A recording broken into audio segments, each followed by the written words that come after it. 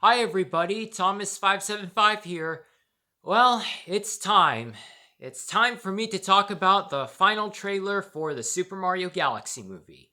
Yup, there are not going to be any more trailers after this one. This is it before the movie releases.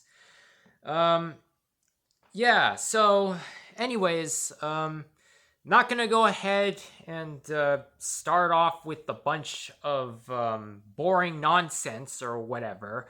I'm gonna go ahead and head straight into talking about the trailer. Okay, so the trailer starts off fairly simple with the Star Festival, which is adapted from Super Mario Galaxy 2, obviously, since Super Mario Galaxy never happened in the games because of the timeline reset. I'm not gonna. Yeah, I know you don't want me to make comparisons, but anyways, yeah, so that's directly ripped from the game, the Star Festival. And in the very next shot, we see a scene that is adapted from Super Mario Galaxy, oddly enough, where a giant spaceship goes ahead and pulls Mushroom Castle out of the ground and sends it up into space. So the Mario Brothers and Yoshi decide to evacuate all of the mushroom people out of Mushroom Castle before Mushroom Castle itself is sent up into space. And we find out and then in the very next scene, we see that the culprit piloting said spaceship is none other than Bowser Jr., who flies in and jumps out, which is new footage, and demands that he releases his father, with Mario replying, "Over my dead body." And then Bowser Jr. turns into his Wonder form.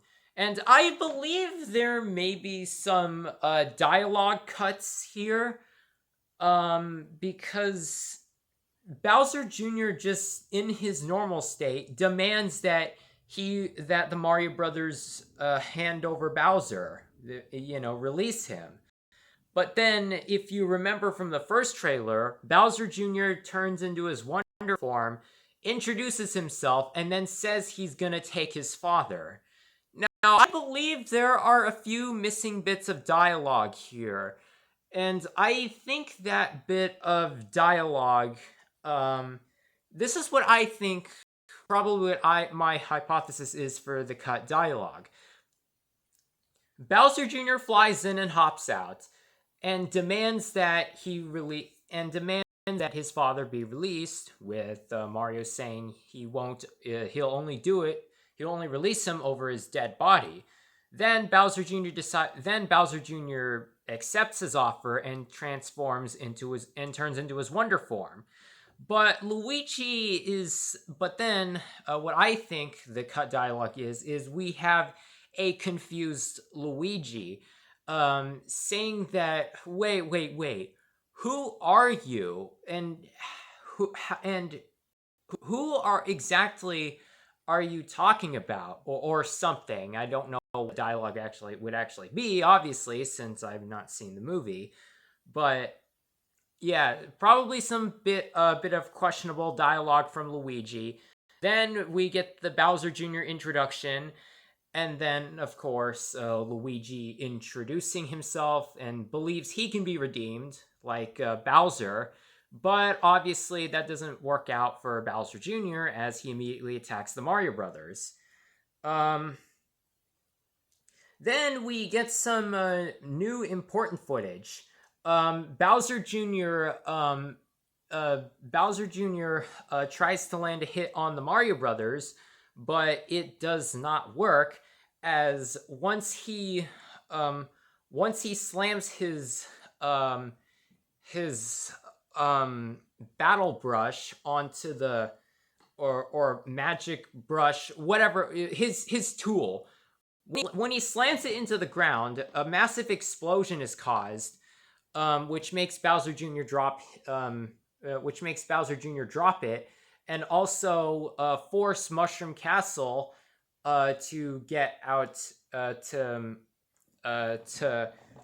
and also causes Mushroom Castle to be pulled out of the or pushed out of the spaceship's gravitational pull. So the Mario Brothers and Yoshi crash onto the planet that we saw in that TV spot that I talked about a couple weeks ago. That one titled Intense. And then, obviously the whole Bowser wanting to be free scene would happen, but, which would, and this bit of info here would make sense, because if you saw in that TV spot Intense, Bowser, everyone is on this strange new world with destroyed Mushroom Castle. So this bit of new footage does answer that question on how the group arrived on this unknown world. Okay, yeah. So the next shot that we have in this trailer is an entirely new shot with Bowser in his normal state, wielding a couple of axes, and states that he has returned. This is a bit of a problem, because to be fair, we don't know if this scene here is supposed to be a flashback or if this is supposed to be in present time. If this was a flashback, it'd probably make more sense if this scene was a flashback, because then it would establish Bowser's connection to Bowser Jr., and then probably the Mario Brothers are informed about this, and then the information is thrown into a flashback, because it looks like this is a part of Bowser. I believe this may be Bowser's continent ship in the past, because that's what it looks like to me. I know people may argue the fact that this is an entirely different location. Perhaps this is Bowser Jr.'s Planet Fortress, but yeah. But yeah, there are a couple of problems with this if it was if this was real time. One, how would Bowser have reverted back to his normal state? Because from what we've seen so far, Bowser has taken damage from all of the footage that we've seen. Bowser has gotten hurt like a few times, and he has still retained his small state. So how does he go back to normal? I mean, because remember, in the previous movie, if you take damage, you lose the power. And Bowser has taken damage quite a few times, and he has still retained his small size. So if this is real time, how does Bowser revert back to normal? Is it through a specific type of damage? Like, what are the rules of damage in the Super Mario Brothers movie universe?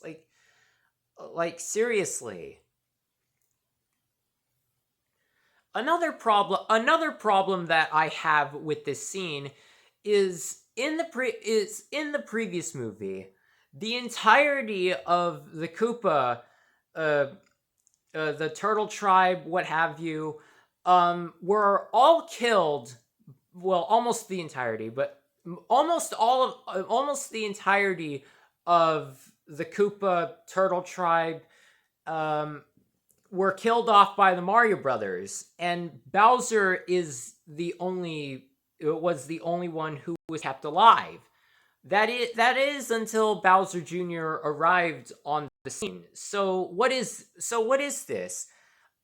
Are they remnants of the Koopa? Is the army we're seeing here actually remnants of the Koopa? Are they remnants of Bowser's group, or did Bowser Jr. Find a team, or or did Bowser Jr. create them? Did Bowser Jr. create them? Like, what is this? You know, this is another question that also needs to be cleared up in the movie, because a lot of characters had died in the previous movie. Granted, they weren't on screen because, PG rating limitations, but yeah,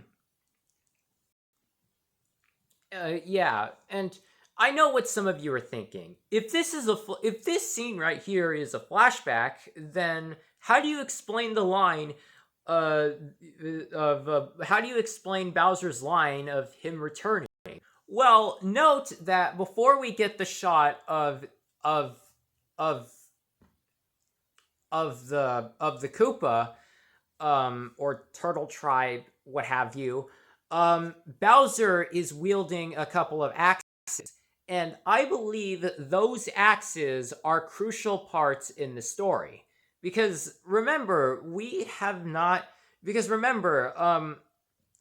there is movie trailers and TV spots tend to hide out information from us, like, because it could be uh, because what a lot of movies do, they tend to hide a lot of important parts to the movie.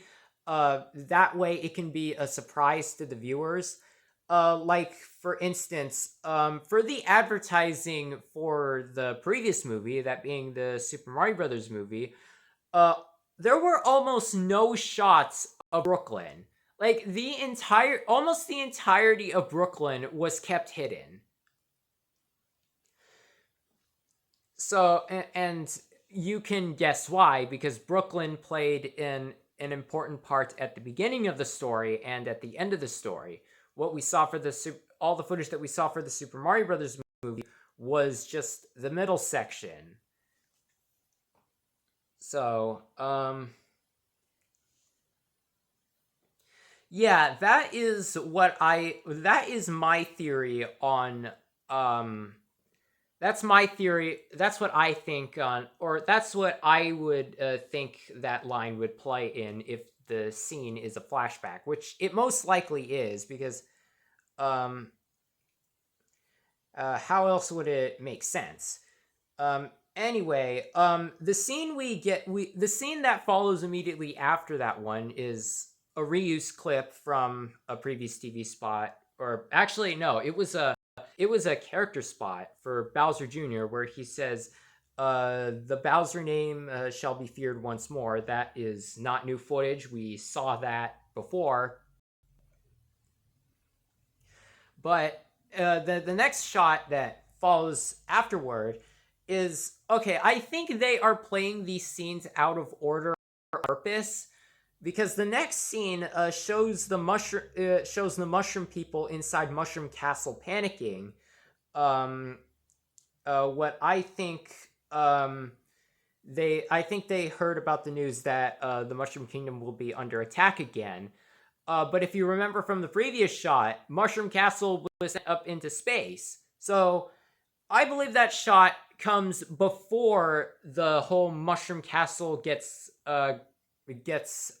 carried out of the Mushroom World a bit. And okay, we see Toadstool actually call Toad by his actual name, and there is a star person there too for some reason. Don't know what role that plays yet, but yeah. And then we get a glimpse of some new shots, and then we get a look at a bunch of quick shots here and there, some of which were already used, but I'll point them out right away. One, we hear a star person say, "Let's go in a new in a new shot." The "Let's go" line already being used in a previous TV spot, and also for the title announcement for this movie, oddly enough. And then we see Wart is in the movie. If you hadn't already known from the poster or from the thumbnail for the Super Mario Galaxy movie Direct, the last one, you would have already noticed that Wart is in the movie. And so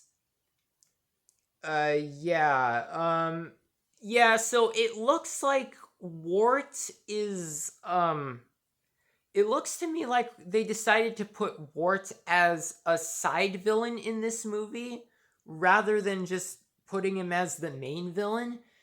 And my problem with this is if they were able to incorporate Wart and his commanders and actually if they were able to adapt the entirety of Subcon from the get-go, why didn't they just adapt Super Mario Brothers 2 instead of Super Mario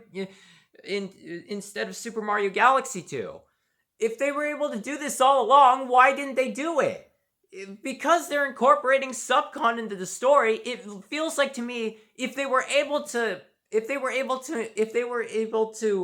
properly adapt Subcon into the story, then they should have done that.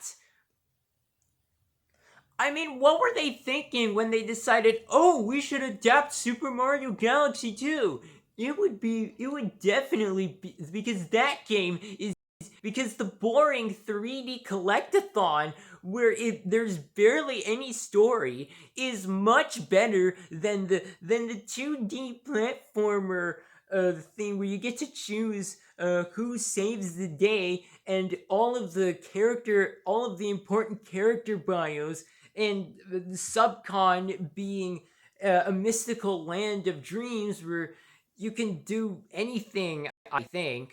I think, but yeah, what I'm saying is it would have been a lot better if this movie was based off of Super Mario Brothers 2 and this movie was called the Super Mario Brothers Movie 2 or something like that, instead of just adapting Super Mario Galaxy 2. I do not like Wart's voice there's only one voice clip, and already I do not like Wart's voice. I'm sorry to all of you who like his voice. I am not a fan of it. Just like with most of the other voices from the previous movie, I'm hating a lot of the new voices for this movie as well. But yeah, we get some new shots of the Subcon Casino. With the ninjas burying Toadstool and her possibly having a near-death experience. And then also we get some new shots of the robot attacking the observatory.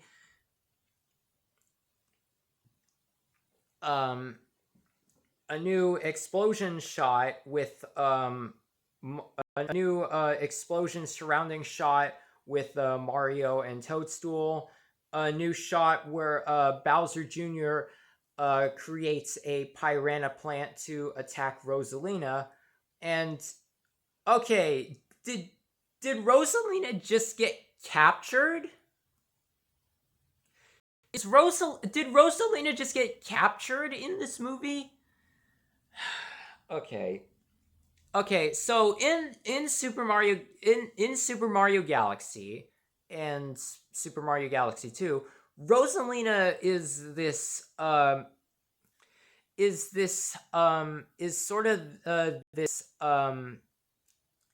sort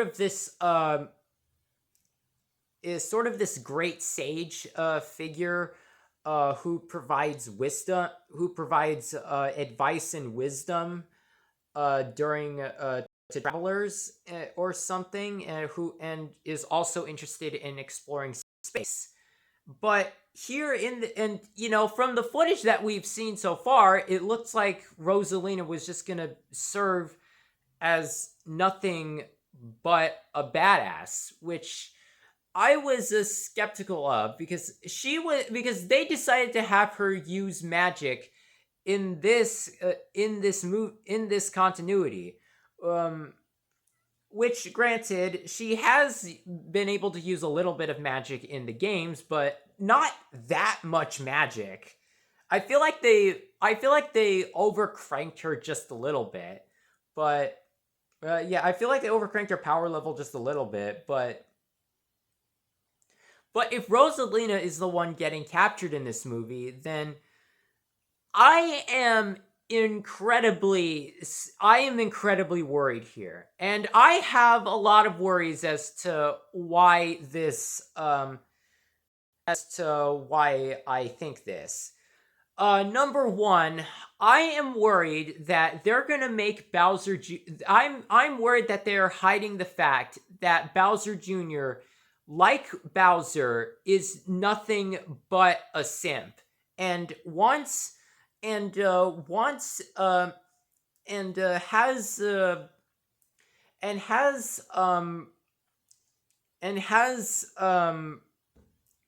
incredibly strange intentions in doing this, because it makes me think, because of this, one of the things I'm worried about is that he has lustful intentions. Like, he wants to forge a romantic bond with Rosalina, or he has lustful desires. Yeah, I don't want to get into more detail on that, because I don't want this. Yeah, I'll let you fill in the blanks from there, to those who know what I'm talking about. Number two, they are treating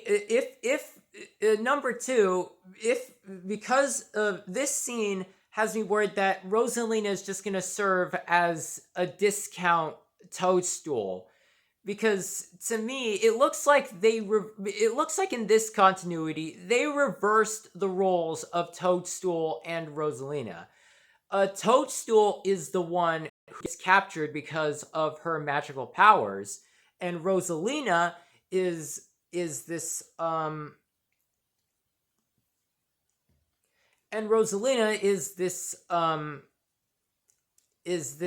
knowledgeable figure who provides wisdom. Well, to me it looks like, to me, they completely switched up their personalities and roles, because now Toadstool does not have any magic and instead is this ruling badass, which Nintendo wants us to think, which Nintendo has stated them, or from the clip we saw of Rosalina, she says about Toadstool, she is brave and noble,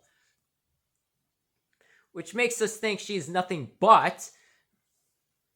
And for Rosalina, she uses magic, and for Rosalina, she gets captured. She uses magic and gets captured because of that. So yeah, it seems to me that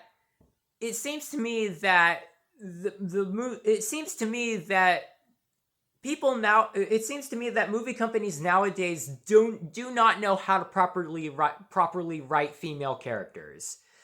Now, granted, I am not someone who has had a female character on this channel before, although the main reason for that being because of a lack of a female VA to help out. But yeah,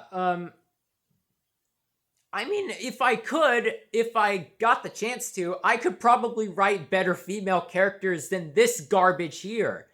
Because the Super Mario Brothers movie universe is not the only victim of this problem.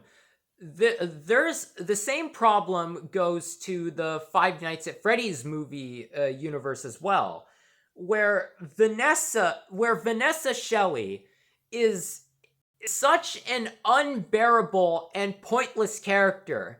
Like, there was not a moment of Vanessa that I enjoyed. I I hate her so much. And granted, she is an original character in that movie universe.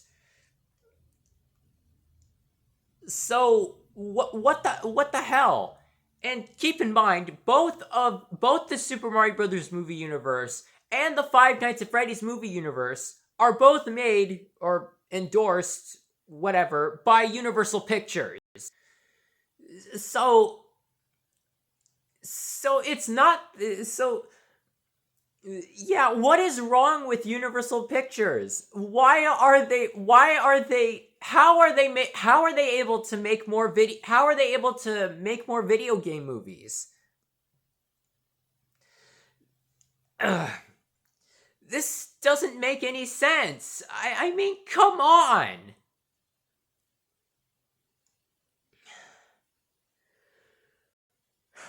Okay, moving on from that, I'm just hoping that Bowser Jr. is advertised correctly, where he is this troublemaking teenager, who wants to conquer the universe for the sake of his family name. Okay, that is what I'm hoping for, because that is what they said about him. If they falsely advertise Bowser Jr., I'm genuinely going to be pissed off. Okay? Just saying that now.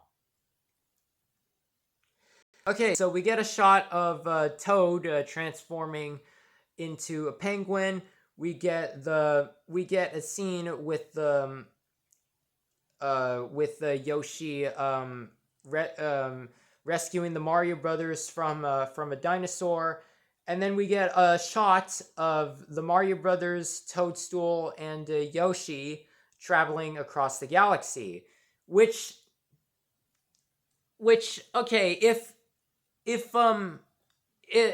how exactly are they breathing in space? Because in the games, the reason why Mario was able to breathe in space was because of the help of Baby Luma.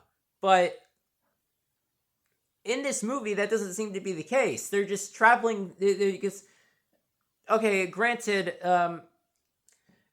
that star person from that I mentioned earlier may have granted Toadstool and Toad the ability. That star person may actually have a bit of relevance. Maybe he's the one that grants Toadstool and Toad the ability to breathe in space. And maybe that power was passed on through the Mario Brothers and Yoshi. Although, actually, we don't see Toad in that shot. Either they're hiding him, or Toad got captured by Bowser Jr. as well. Maybe that's what is happening here. Maybe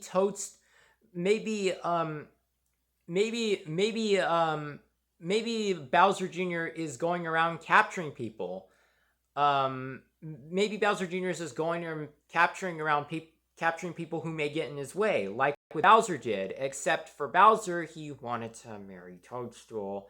And yeah, I am still completely skeptical on Bowser Jr. capturing Rosalina because of what I said earlier. But yeah, that is anyway. Onto the last shot that we have. We see the insane starlight creature from the Super Mario Brothers movie make a return. And yeah, they really do not care about consistency at all, do they? Because this guy is supposed to be dead. Okay, and I know what some of you are thinking. Oh, we never actually see him die, maybe he just... No, let me explain. Because this is a bit more tricky. It's a bit more hidden than a lot of other character deaths. Okay, so to start off, if you recall, every single prisoner that was at Bowser's wedding was pulled up from the lava. But the only prisoners that were set free were Luigi and Cranky Kong. all of the other prisoners were kept in their cages. And when when Bowser's continent ship got sucked into Brooklyn, the Mario Brothers, with the power of the Starman, yes, I know they call it the Superstar, but it's a Starman, and you cannot change my mind. With the power, they destroy Bowser's continent ship, while all the prisoners are still on board. Because of this, it's safe to assume that, along with Cranky Kong, every single prisoner that was on Bowser's continent ship was killed by the Mario Brothers. Hence why we don't see Cranky Kong for the rest of the movie, because after Donkey Kong rescues him, that is the last we see of King Cranky Kong. So, and what further backs this up is in the next shot with the insane starlight creature.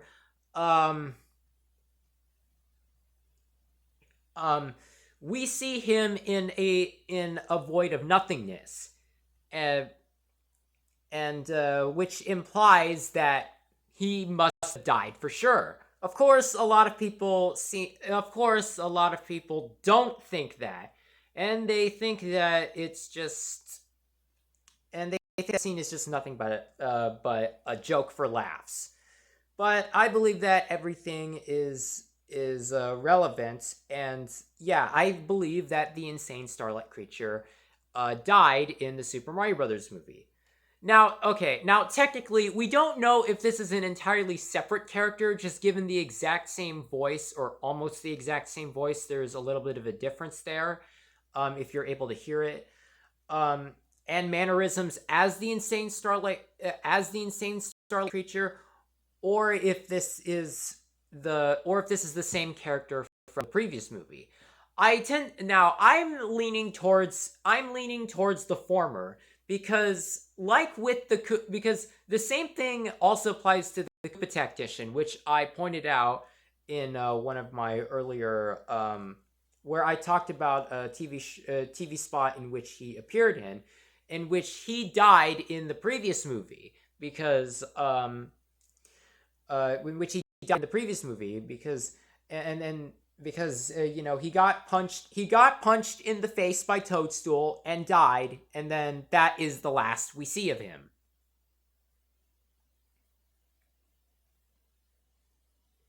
And then I pointed out how he is back in the Super Mario Galaxy movie and then dies again because Yoshi eats him. So yeah, and then I believe that Koopa Tactician, I say in quotation, is actually a different Magic Koopa from the Koopa Tactician from the previous movie. I believe those two are different characters. I believe those two are different characters as well. Yeah, so that's about it for the final trailer for the Super Mario Galaxy movie. But I guess I should now go on to who's voicing the new characters that we see or have been announced in the Nintendo Direct. So, Wart.